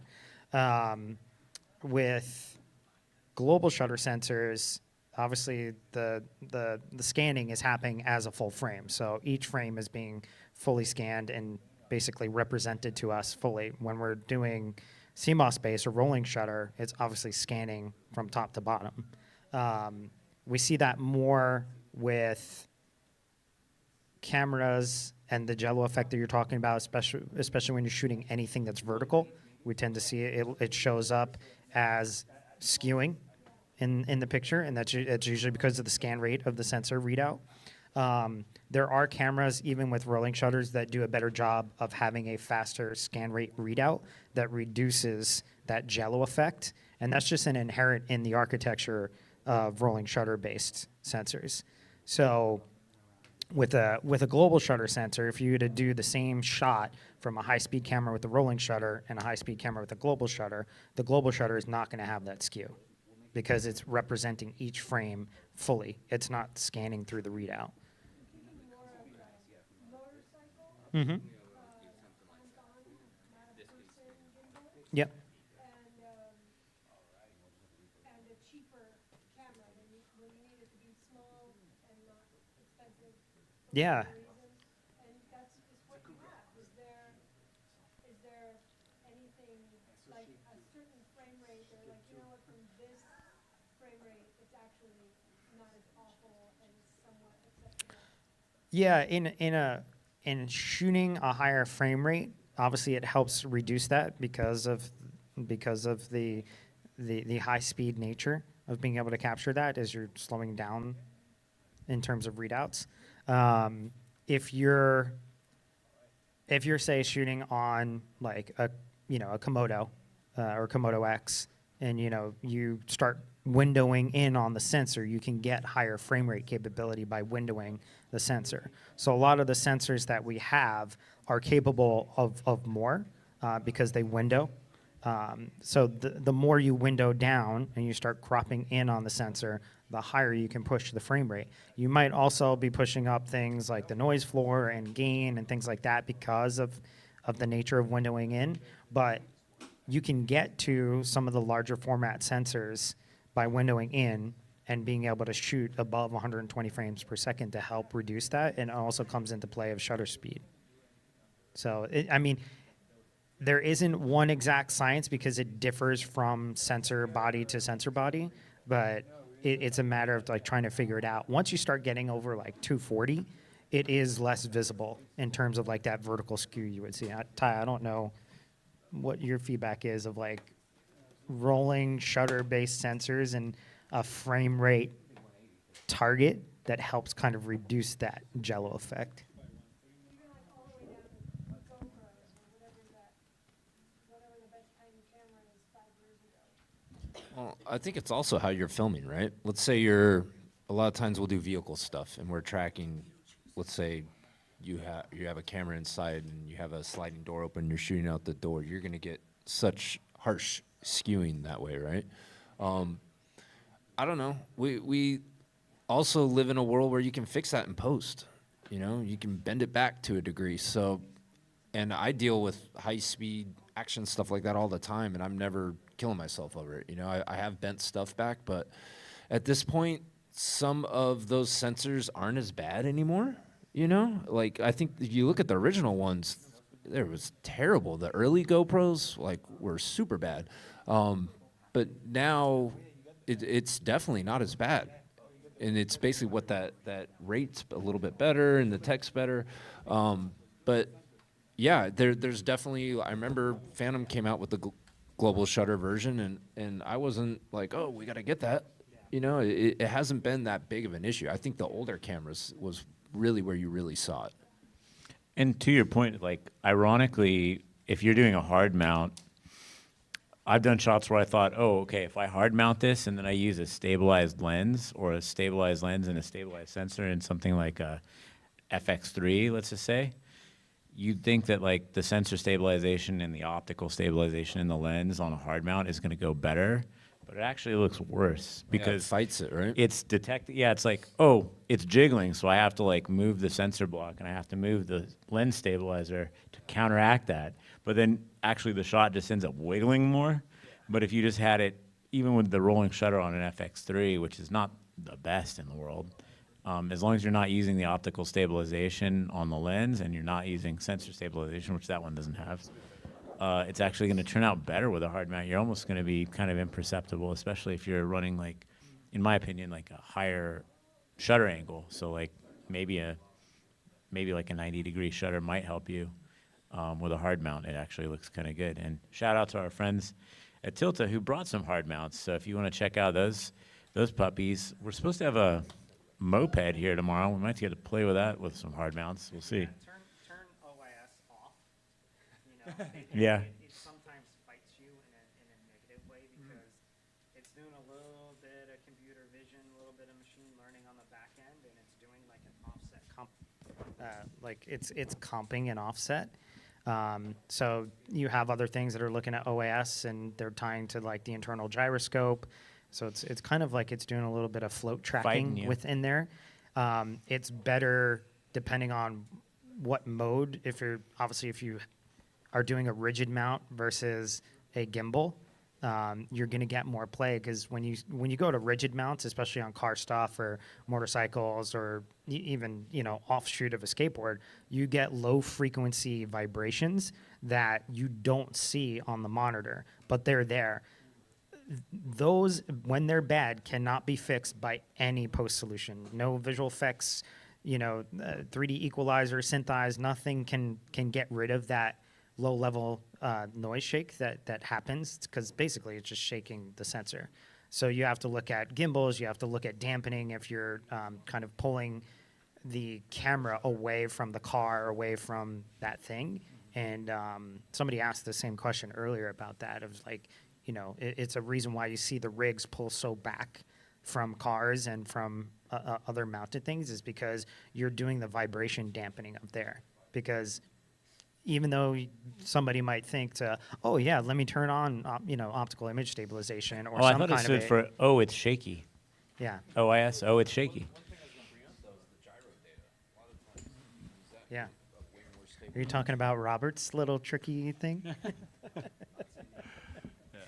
The Yeah, there's global, cheat global stuff shutter out there. really helps with those. Yeah. They sort of mitigate most of it. Like even the low frequency noise, like with the global shutter, is something that then in post you can start. If your shutter angle was low enough, then it's just tracking. We use a lot of it in visual effects, especially for 3D solve, post tracking, stabilization. Is if that particular camera does have gyro data that gets baked into the header file of like Red cameras have this.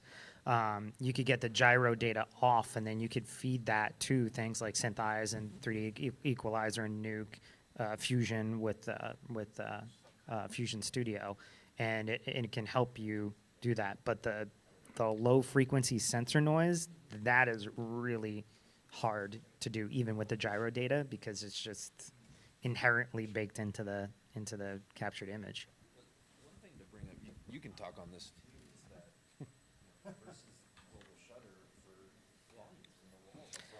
Yes, we saw this earlier too. Is like with obviously over the past couple years, especially with the pandemic, with LED volumes being very, very popular for in-camera visual effects. There's a lot of other things of like high-speed breaks at a certain point, and that is mainly because of the processor and the panel refresh rates.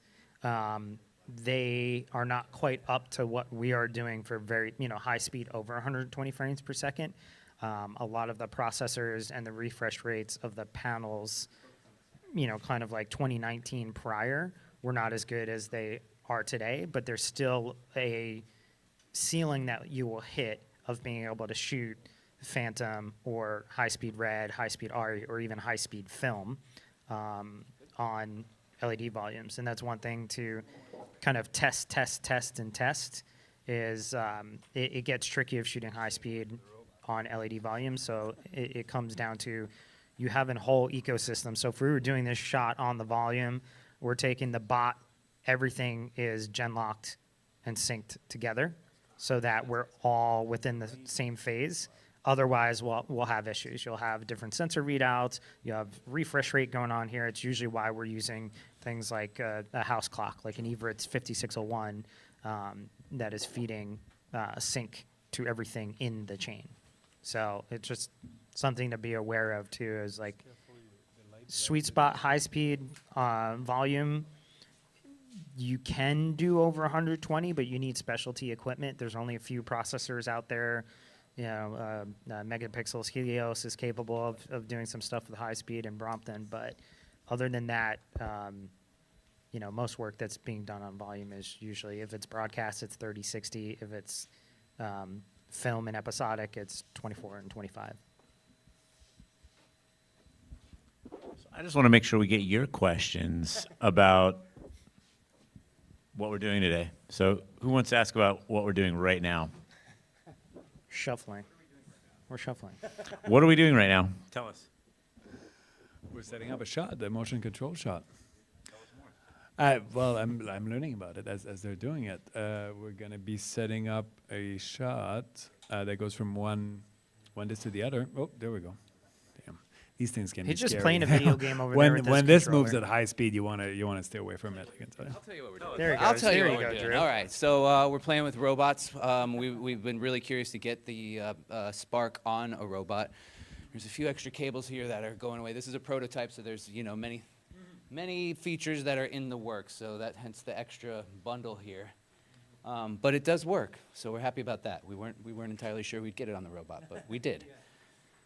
So we're just designing a little robotic move. You can see on the monitors there, and oh, good, there. And we're gonna run it in slow motion and see what we get. And we're gonna play with some of the lighting at some point too, because as I get to test more and more with this camera, some of my, you good? What I wanna do is I wanna see where the latitude breaks as often was. So we have this harsh lighting going on. One of the issues with older high-speed cameras from 2010 and stuff was that you'd have extremely tight latitude, and you start messing with the ISOs and it changes where the shoulder and the knee is at. And so the thing you would commonly get, especially outdoor skateboarding and stuff, is you'd get an arm or a face that's just blasted out white on the one side and so black on the other side that you just couldn't. So it was all about shooting in soft light and really controlling that. And things have gotten better and better, but it's still a science. These are still science cameras. They're not. It's not an LF with the, you know, beautiful color science. So you have to find where the limit is and then work within those limits. So we're gonna look at different lighting scenarios here, and I'm really looking forward to messing with it later and messing with different ISOs. Slow motion for me, moving slow motion for me. I think we're almost there. Almost ready to Like shoot it some. like that, she working that back. I don't know how to act. Slow motion for me, slow motion for me, slow motion for me, moving slow motion for me. So we're at 768 frames per second, my favorite one. And when we run the robot, we're just going to run it in a loop over and over. And then we'll wait for it to look cool, and we'll cut the camera. Yeah, and I'll just have to. How long is the move? Right now. Okay, yeah, maybe have you run it at 100 yet? No, you've done a browse though. So has anyone here ever worked with a motion control can we- robot arm before on a film set? I see a couple can of we you see? have. Yeah. So for those who take a haven't, step what back would you be and watch curious this to film know about what it's like goes. working with a robot like this? Like, what kind of things would you have it do? Or yeah, let me get your question. What would you want it to do, and what would you like to know?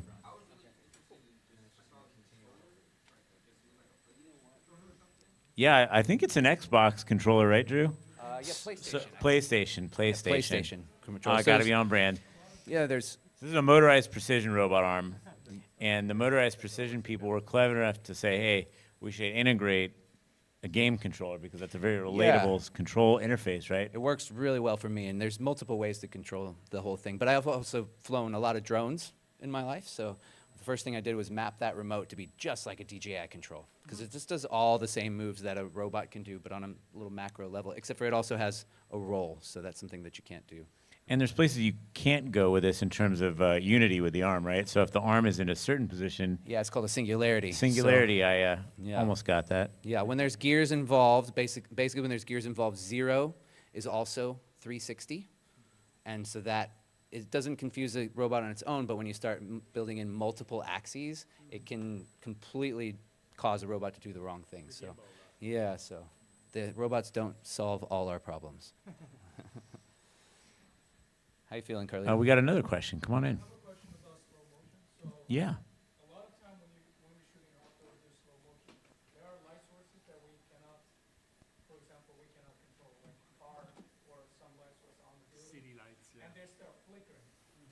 Is there a way to fix it? We usually do is just turn it up and VFX it. Yeah. At a certain point with AC power, it's on a cycle, and at a certain point after 120, you're gonna be faster than the cycle will. So the only thing that will adjusting the shutter at that point, it will just make your flicker more even or more irregular, so you can get in phase with it. So it might be flickering and then go away for a moment and then come right back. So did you all understand that? So if you're filming slow motion in the world and you don't have control over the light source is because the frame timing of the camera and the timing of the pulse of the lighting is often pulsing, even if we don't perceive it. It's flickering or it's pulsing, especially with LED lights. It's rapidly firing and defiring. It looks And awesome. Are you seeing a if we're monitor? filming slow motion in a world that we can't control, those light sources are gonna pulse or flicker. faster? Depending, I'm sure you've seen it somewhere in real life and it's kind of disconcerting, or you can even achieve it with your iPhone if you change the frame rate of the iPhone against lighting that you're in. So yeah, your question was how do you mitigate that, right? Basically, how do you deal with it? And one solution is like, if you know you're gonna see that, you just try to have to accommodate for it in post, where you can change your frame rate or your shutter angle relative to what you're shooting to try to make it more regular instead of irregular with like a rolling bar. And with the global shutter on a camera like this, or something like a Red Raptor X XL, you're gonna probably stand a better chance of not having that kind of pulsing or flickering, hopefully. And there's some, Buy your VFX team beer. yeah. Buy the VFX There's team some- beer. That's Yeah. a cheat code. Talking about it, there's some great tools now for that in post production, like Revision Effects does deflicker, and a deflicker. digital film tool does a great deflicker as well. That sort of like they saw those problems with high speed, and so they have like solutions. It doesn't solve all of it, but it's gotten to a place where it saves shots that I thought were unusable. It's pretty fantastic. Yeah, the new, flicker-free. it's fantastic. There's a lot of Digital and plugins. RC, that's what I meant. Yeah, A lot of plugins, obviously, with Revision to make our favorite retiming tool. With Twixtor also makes a deflicker tool. Pierre, the smart guy behind everything like that. fantastic. Nice. That's cool. That's a cool shot. Yeah, I like it.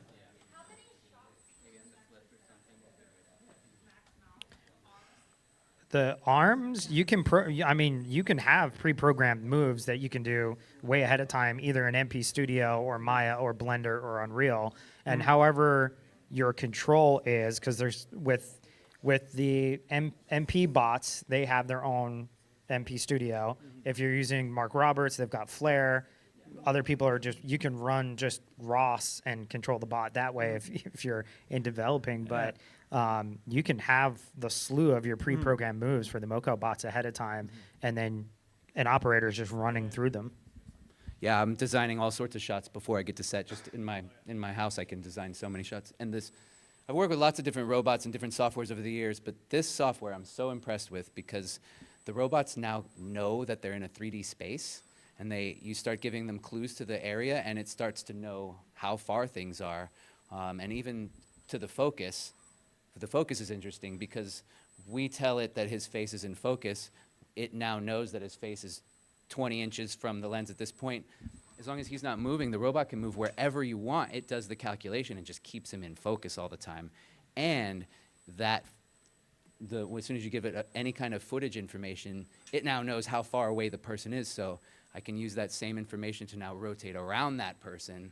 Really cool stuff, really getting far. Yeah. It's way easier to previs than it was 10 years ago doing Moco stuff. Oh, But yeah. it's like, and shout out to my buddy Jake Sargent who designed MP Studio. But it's like Drew was saying, like next level. you don't need the bot to run and just simulate your moves.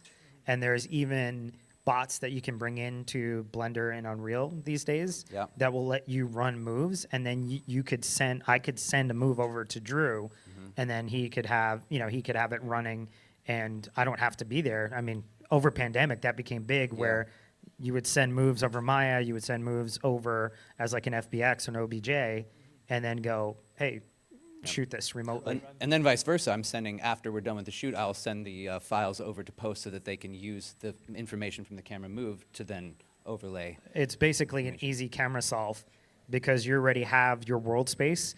Our world space probably for this bot is probably right under the pedestal right there. Yep. So we know spatially where everything is. So if you're doing this for any compositing, set extension, anything like that, this bot is basically giving you a camera solve for free.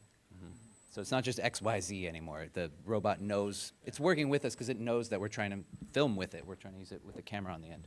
It's great. It's pretty wild.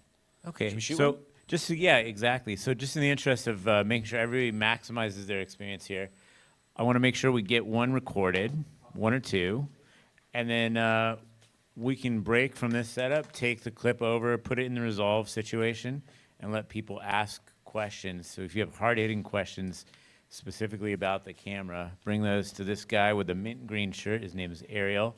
I call him the Big Mermaid. And you can also talk to the folks back there, Big Merman. My Merman. Don't misgender him. Them. Talk to the folks from Pixboom back there about the camera. Talk to the Atlas folks about Atlas lenses. And we'll let you get a little trial in DaVinci Resolve. Look at the clips, ask your questions, and just want to make sure you get the most out of this experience. So we're going to roll some, then we're going to try some, and then we're going to say thank you, everyone, for a lovely day. Wholesome. Yeah. All right. Who's ready? We got a. That's not a knife. That's not a knife. This is another cheat code. So if you need a sprayer on set and you're like, hey, we don't have a sprayer, just get a regular water bottle, get out a knife, poke a little hole in the top. 4 in the morning at a rave. Waiting something else out. I'll try my best.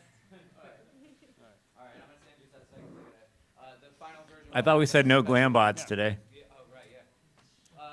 This version, because it's a prototype, doesn't have an external trigger, so I have to physically go in and hit the button at the end to stop the recording. Yeah, typically you don't want to be in the with the robot for those things. This is a workaround for prototype situations. At the end, I'm gonna come in and hit it as fast as I can. So, ready? Do you want Yeah, a do it. pool cue? Let's put the robot on a loop, and then you can get in a rhythm, and then you know your move. Just go when you're ready. Cool. And for those who don't know, there's something called a ring buffer with a lot of high-speed cameras, and this camera has a special mode you can ask about after this. A ring buffer is where the camera continuously records, and then instead of starting and stopping, you just stop it, and it's going to keep the frames before that stop point to a certain extent. So we can dig into that. I'll let you watch the robot, watch the action, and then once we close out here, bring the clips over to the Resolve station, dig into the deep technical questions, and we'll jam it. We have a choppy sort of feed right now because we're recording. Like the buffer is currently rolling.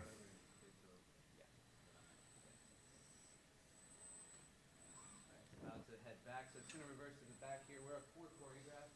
Now this time you can do it.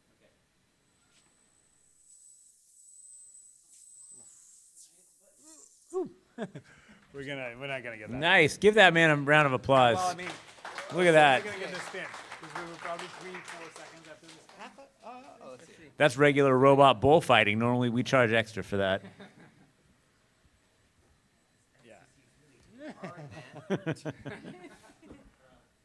We did, yeah. Yo. New LinkedIn profile pic unlocked. Oh god. Wow, this is hypnotic, actually. I like it.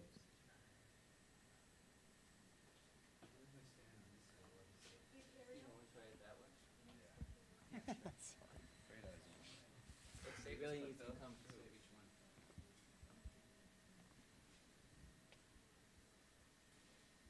I'm gonna hit save.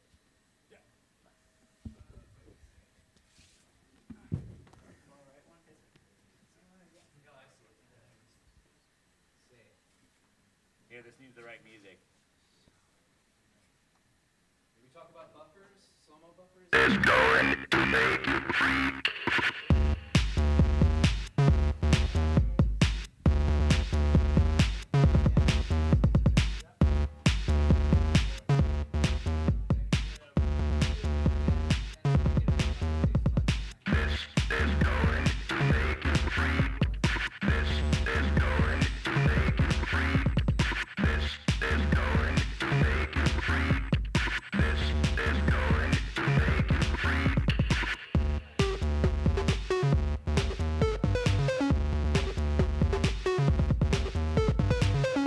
gonna do one more, then we're gonna watch it back, and then we're gonna load it in the Resolve station and let everybody get a take a look at the clip.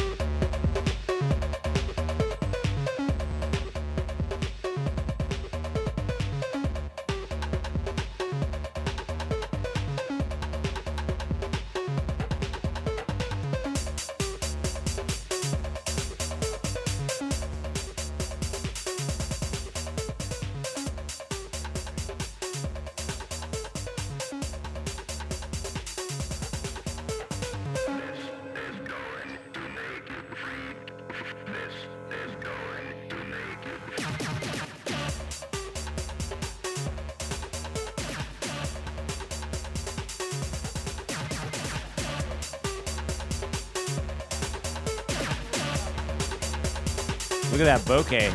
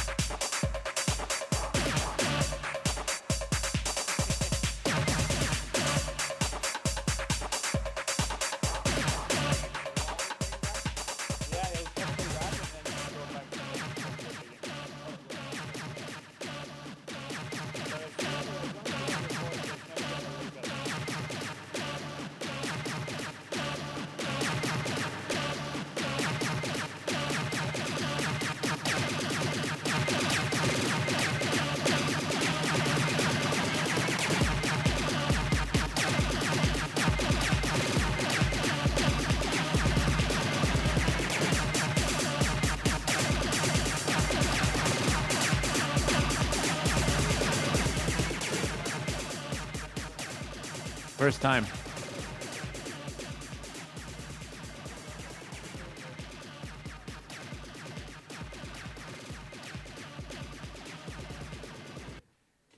Awesome. All right, everyone. Let's give these folks a round of applause. Excellent panel today. Excellent audience. Look at you all. Give yourselves a pat on the back. Let's check out the Pixboom station. Let's check out the DaVinci Resolve situation and see what you think of the clips. Push and pull the footage, color correct, and ask your questions. And thank you so much for coming out on a Wednesday. And if you haven't heard of Atlas Wednesday, we do something not quite this extravagant, but literally every Wednesday at our factory in Glendale, California, right next to IKEA. Come down to a Wednesday. I guarantee you won't forget it. All right, thank you for coming.